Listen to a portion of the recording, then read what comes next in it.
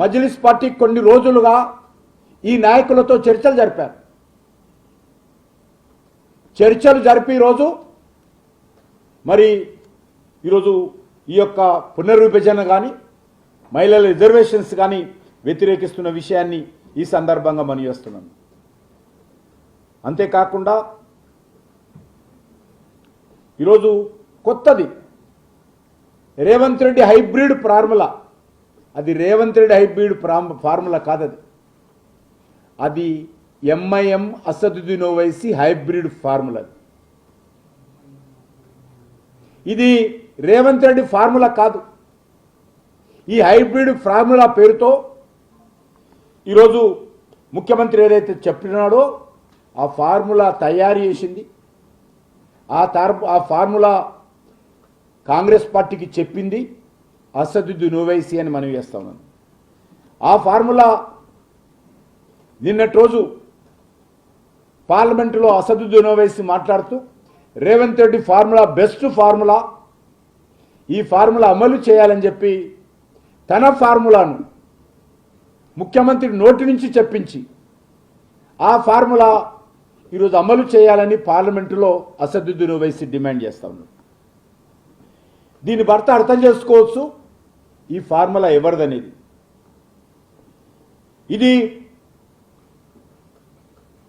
మాది ధనిక రాష్ట్రము,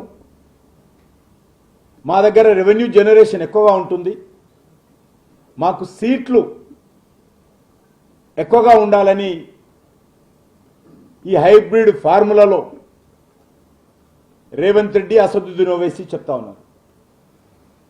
అంటే నేను ఒకటే మొన్న కూడా ప్రశ్నిస్తున్నాను, ఈరోజు హైదరాబాద్ నగరంలో 70% రెవెన్యూ తెలంగాణ రాష్ట్రానికి హైదరాబాద్ రంగారెడ్డి జిల్లాల నుంచి వస్తుంది.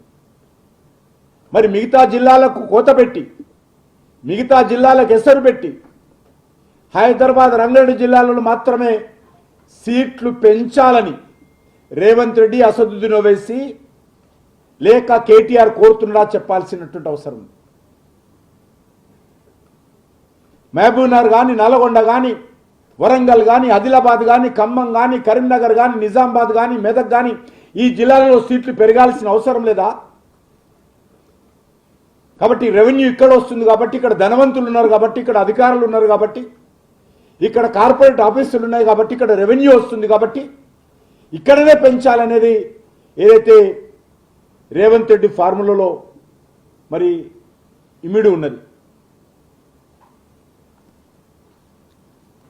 అంతేకాదు మేము ధనవంతులము, మేము ఎక్కువ పన్ను కడుతున్నాము, మాకు ఓటింగ్ రైట్ ఎక్కువ ఉండాలా, మాకు రిజర్వేషన్ ఉండాలా అని రేపు ఎవరైనా మరి భూస్వాములు ఉంటే భూస్వాములు, కార్పొరేట్ అధినేతలు ఉంటే కార్పొరేట్ అధినేతలు రేపు డిమాండ్ చేయవచ్చా, మాకు రిజర్వేషన్స్ కావాలని అడగొచ్చా?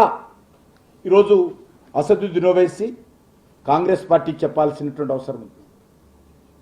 ముఖ్యంగా నేను ఒకటే కోరుతా ఉన్నాను, ఎంఐఎం పార్టీ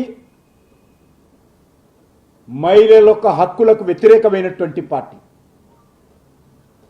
ఏ రకమైనటువంటి హక్కులు, ఏ రకమైనటువంటి అధికారాలు, అది సామాజికంగా కానీ, రాజకీయంగా కానీ, ఆర్థికంగా కానీ మహిళలకు ఉండకూడదని కోరుకునేటువంటి party Majlis party, MIM party.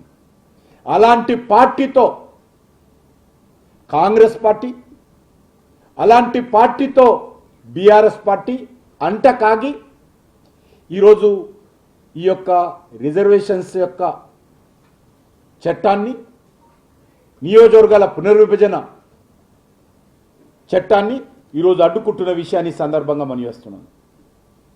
అంతేకాదు మహిళల రిజర్వేషన్ జరిగితే ఓల్డ్ సిటీలో మహిళా పాపులేషన్ ఎక్కువ, మజ్లిస్ డామినేటెడ్ ఉన్నటువంటి ఏరియాలో మహిళల పాపులేషన్ ఎక్కువ. ఎక్కడ మహిళలకు మజ్లిస్ పార్టీ ఎమ్మెల్యేలు ఉన్నటువంటి ప్రాంతంలో, మహిళల ఎంపీ ఉన్నటువంటి ప్రాంతంలో ఎక్కడ మహిళలకు రిజర్వేషన్ జరుగుతుందనేటువంటి కుట్రతో, మహిళల మీద వివక్షతతో, మహిళల మీద అక్కస్తో, మహిళల మీద కక్షతో ఈరోజు ఎంఐఎం పార్టీ ఈ యొక్క రిజర్వేషన్స్ వ్యతిరేకిస్తుంటే దానికి రేవంత్ రెడ్డి వంత పాడతాడు, దానికి ఈరోజు కేటీఆర్ వంత